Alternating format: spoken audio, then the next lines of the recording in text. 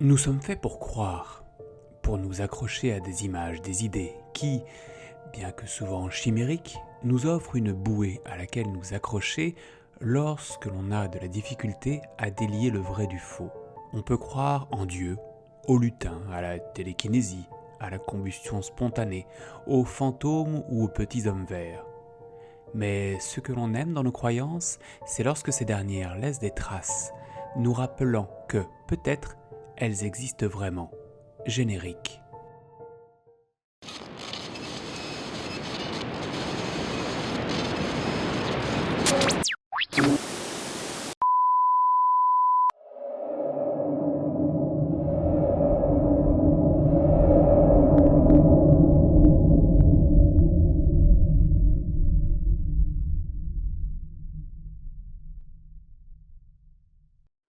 Il existe sur la toile une multitude de vidéos souhaitant par leur présence nous prouver l'existence d'êtres venant du cosmos. Elles paraissent si réelles qu'il est parfois très difficile d'en trouver la source, l'origine, tout comme la vidéo de Skinny Bob que je vous ai présentée sur cette même chaîne. Aujourd'hui, nous allons découvrir quelques autres vidéos, se prétendant être de vraies preuves d'expérience ou de présence extraterrestre. Bon voyage.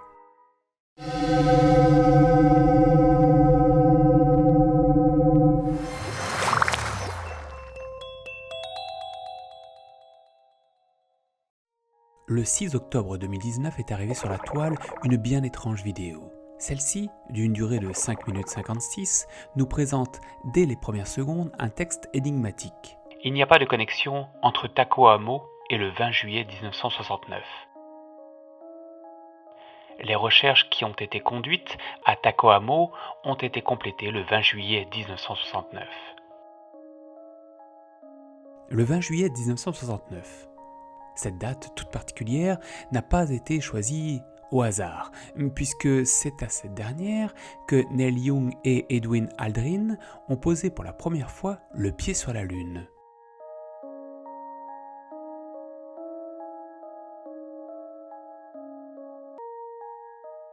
Voilà qui commence bien notre affaire.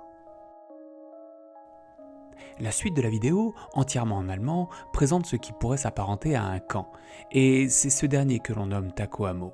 C'est aussi à cet endroit que furent perpétuées des expérimentations. Dieser Militärstützpunkt war 8 Jahre der Aufenthaltsort der Gäste. Oberflächlich glich Takuhamo einem ganz normalen Trainingslager.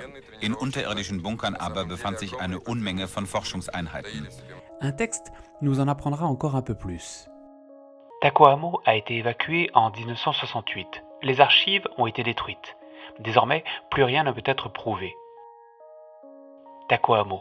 Ce mot m'a fait frémir jusqu'au 20 juillet 1969.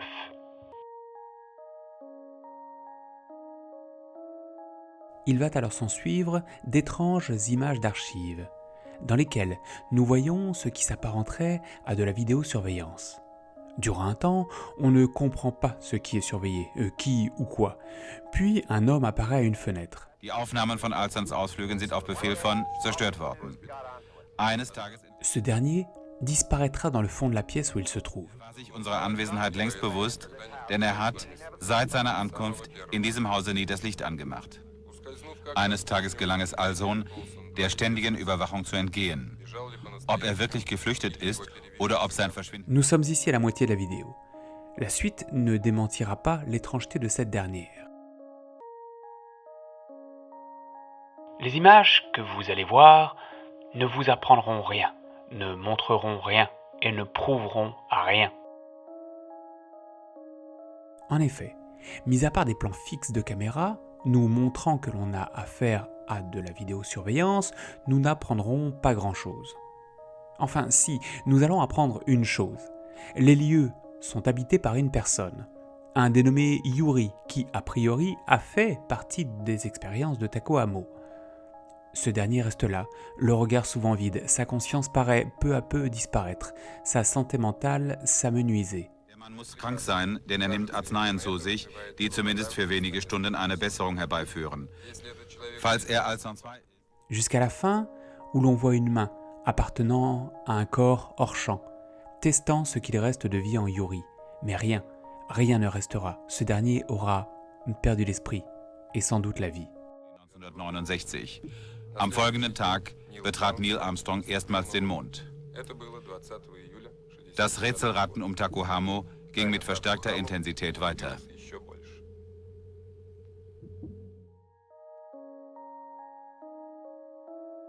Mais quel est le lien avec un alien? À première vue, aucun. Et pourtant, il est annoncé dans le titre que nous étions censés voir une vidéo comportant un alien. Se pourrait-il que ce petit homme vert soit alors Yuri lui-même? À moins que Yuri soit le produit d'une expérience alien. Qui sait? Si l'on prend la vidéo telle qu'elle, alors il semblerait que nous soyons en présence de ce que l'on appelle en anglais un lost footage ou un forbidden file, que l'on traduirait en français par document interdit. Et c'est là que les choses ne vont pas. Cet extrait intitulé Alien Footage a été mis en ligne par Crossfire 44 et il est trompeur, totalement trompeur. Mais je vous expliquerai pourquoi à la fin de cette vidéo. Pour l'heure, passons à la suivante.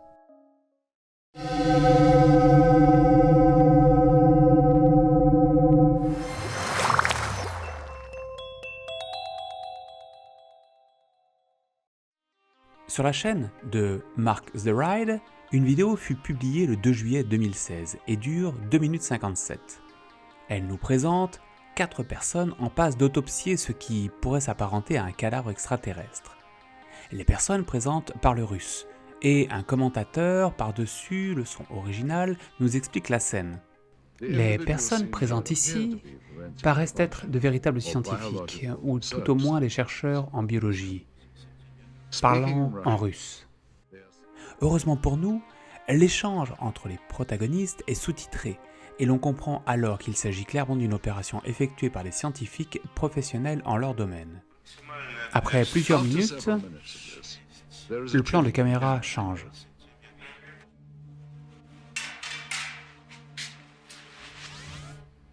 Désormais, nous voyons le spécimen, examiné en profondeur.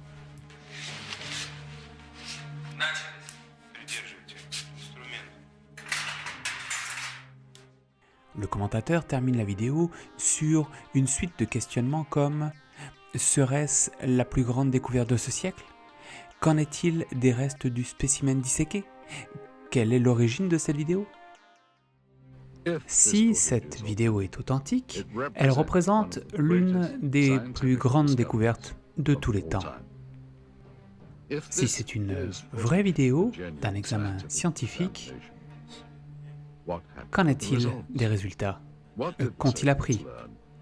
Et qu'ont-ils fait des restes?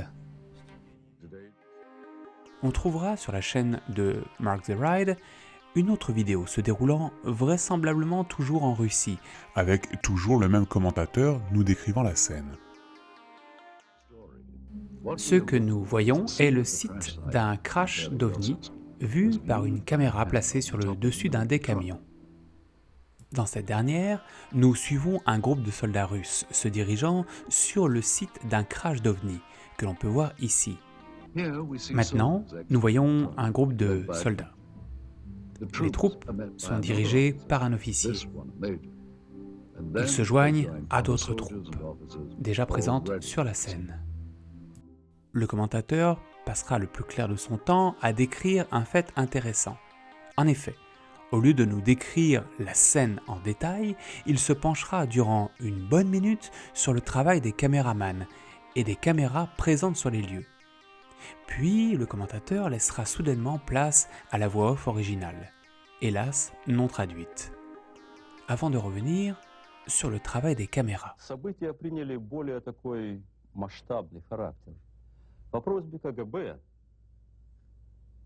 были привлечены. On the KGB request, Soviet Army.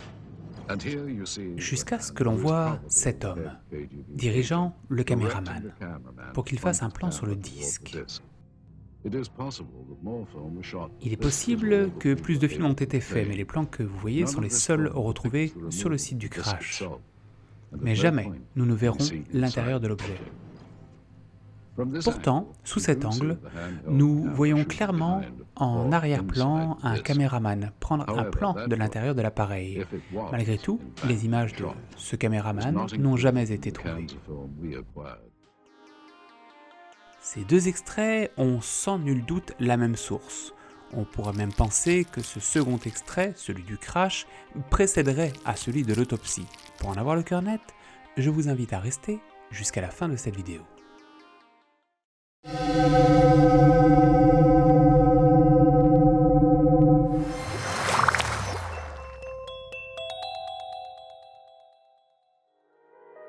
Une toute petite chaîne nommée Shocking Mystery a mis en ligne une vidéo.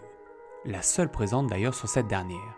Elle s'étend sur une durée de 10 minutes et 5... Rencontre entre le docteur Jonathan Reed et un alien le 15 octobre 1996, vidéo complète. Dès le départ, nous possédons toutes les infos nous permettant de comprendre là où l'on met les pieds. Un certain Jem nous présente une interaction s'étant produite entre un certain docteur Reed et un alien.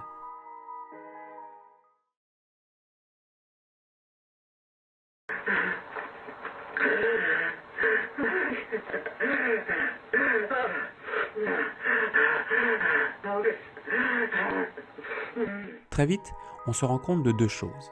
La première, c'est la qualité, extrêmement médiocre, mais habituelle pour ce type de vidéo, surtout au vu de l'ancienneté de cette dernière. La seconde, c'est le son. On entend clairement que ce fameux Dr. Reed a de la difficulté à respirer, à retrouver son souffle, signe flagrant d'anxiété ou d'effort intense.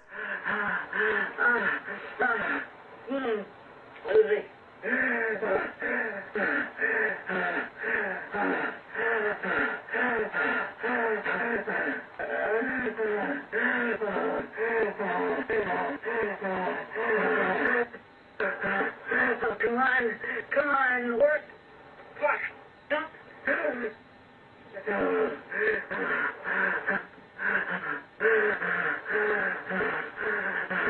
Come on, work.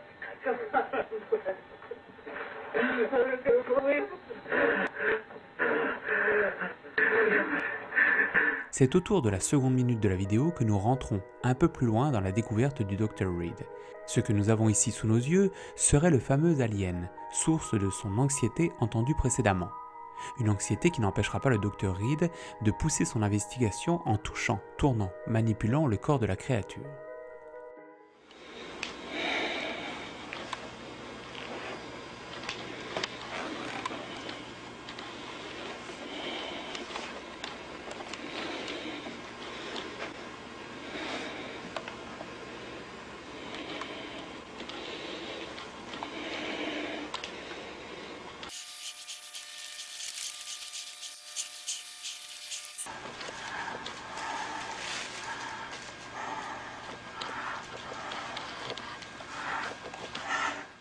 À 5 minutes 30, les choses changent.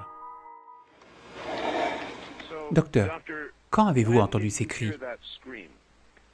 Eh bien, après que... Quelques heures sont passées et j'avais à rappeler Gary. Et il m'avait calmé et fait m'arrêter de ramper au plafond. On est sortis tous les deux pour regarder encore une fois et je me suis dit que, enfin vous savez, on est sortis pour voir, on a refait la même chose, quoi. J'ai ouvert le congélateur, je pouvais savoir que ce n'était pas mon imagination. Et la même chose est arrivée, quand le congélateur a été ouvert, cette chose a poussé un cri, comme je n'en ai jamais entendu auparavant. C'était littéralement la force du son, nous donnant l'impression d'avoir quelque chose qui pousse sous votre torse. L'air autour, alors que, enfin, formait des bulles. On aurait dit que l'air bougeait. Mon Dieu, et ah oui, à ce moment, c'était seulement, vous savez, ouvert et fermé. Et plus tard, j'ai senti que je devais essayer de documenter tout cela. Bien entendu, donc j'ai pris ma caméra et là j'ai pris l'enregistreuse et je l'ai allumée. Et j'ai ouvert encore une fois le congélateur et c'est à ce moment-là que j'ai enregistré le son. Pourriez-vous nous faire entendre le son, encore une fois, s'il vous plaît? Ah oui, je peux, oui. Attendez, ok, le voici.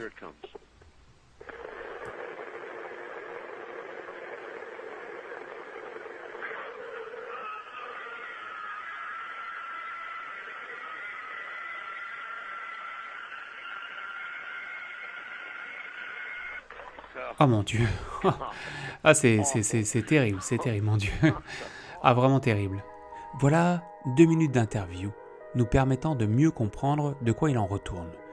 2 minutes de vérité sur une situation qui, en premier lieu, nous a échappé. La fin de la vidéo se terminera sur des photos, des plans, vidéos de divers objets et artefacts appartenant apparemment à l'alien.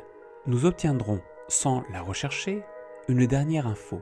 Le nom de la personne ayant interviewé le Dr. Reed, ainsi que le média employé, Univision TV Channel. Les 3 extraits vidéo que je vous ai présentés traînent depuis quelque temps sur les réseaux sociaux. Beaucoup les ont prises pour acquises, comme preuve certaine de l'existence de la présence des petits hommes verts sur la planète bleue.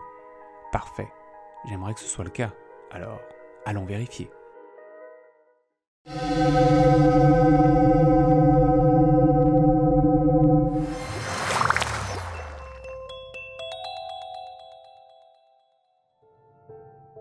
Rappelez-vous, Crossfire 44 nous promettait une vidéo d'Alien intitulée Alien Footage, vue 13 000 fois et partagée comme si c'était un fait. Hélas, 1000 fois hélas, cette vidéo fait partie d'un ensemble de 13 courts-métrages intitulés Les Documents Interdits, créés par Jean-Teddy Philippe en 1989 pour Antenne 2. De ce fait, Cocorico, c'est un artiste français qui était à la base de tout cela.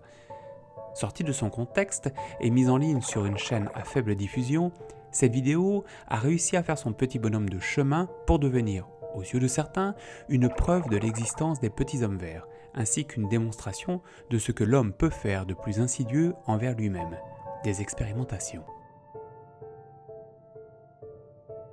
La seconde vidéo, concernant l'autopsie d'un cadavre alien, est elle aussi un canular, un faux à plusieurs niveaux. Le premier souci concerne l'accoutrement des 4 personnes présentes dans la salle pour étudier le corps de la créature. Un viewer apparemment d'origine russe a relevé dans les commentaires un point fort intéressant. Comment fonctionne-t-il sans combinaison de protection ? N'importe quel médecin sait qu'un organisme vivant venant d'une autre planète peut être contaminant, porteur de bactéries ou de virus, auxquels nous ne pourrions éventuellement résister. Il devrait y avoir une stérilité maximale. Et en effet, lorsque l'on regarde la scène, on voit tout de suite qu'aucune précaution n'a été prise. De simples gants blancs, sans doute en caoutchouc, mais rien sur le visage, les cheveux, le reste du corps, qui puisse faire barrière à un quelconque virus volatile. Un second point concerne la seconde vidéo, et c'est ce viewer qui a relevé le fait. Il est à noter que les 2 Jeeps US paraissent ressembler à des GAZ-67. Bien qu'il soit vrai que les Jeeps ont été laissés sur le territoire de l'Union soviétique après la Seconde Guerre mondiale, il est peu probable que ces derniers soient restés en service en 1969, ou bien qu'ils aient été transformés comme ceux que l'on voit dans la vidéo. Un véhicule authentique de l'époque aurait été le GAZ-69, produit de 1953 à 1972. Les 2 points soulignés par ces viewers mettent à mal la véracité de ces 2 extraits vidéo. Extraits qui, je vous le rappelle, ont un point commun, la voix off. Et ceci n'est pas un hasard, puisque ces 2 derniers ont été extraits d'un documentaire intitulé The Secret KGB UFO Files, créé en 1998. Un documentaire présentant un peu tout et n'importe quoi comme étant des preuves irréfutables de la présence d'aliens sur les terres russes. Permettez-moi d'en douter. Bonjour, je suis Roger Moore. Rejoignez-moi aujourd'hui pour vous plonger dans un voyage plein de découvertes. Une intrigue internationale, une possible visite venue du ciel. Joignez-nous à la recherche du secret de ce siècle.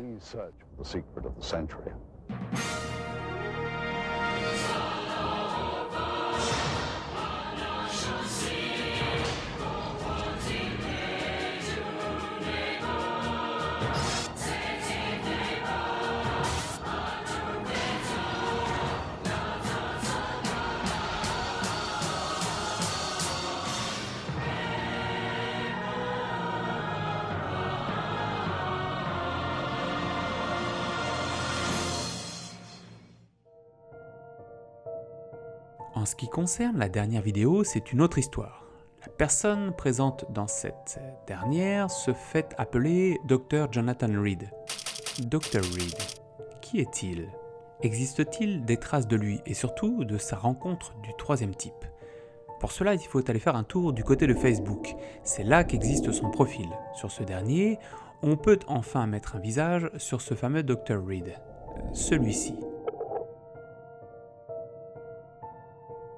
Et en prolongeant un peu plus les recherches, en dehors de sa propre page Facebook, on découvre que ce Dr. Reed, d'une part, n'a rien d'un docteur, d'autre part, qu'il est très connu dans le monde des ovnis comme étant un troller. Après une décennie, John Bradley, plus connu sous le pseudonyme de Dr. Jonathan Reed, continue de créer des fakes et Photoshop, ce qu'il a appelé sa rencontre avec un alien. Sur le site extraterrestrial.fandom.com, on retrouve des traces concernant le hoax qu'il a mis en place. Dans un épisode de 2010 de la série Fact or Fake, dossiers paranormaux, l'équipe de Fact or Fake a réussi à refaire la vidéo du Dr. Reed presque au plan près. Bien que cela n'éradique pas entièrement l'authenticité de la vidéo du Dr. Reed, l'équipe a décidé de faire un test avec le Dr. Reed en personne. Le test a montré que le docteur paraissait donner des informations trompeuses sur l'incident. Cela, encore une fois, ne prouve pas que ce soit entièrement un hoax, bien des évidences pointant vers la fraude toutefois.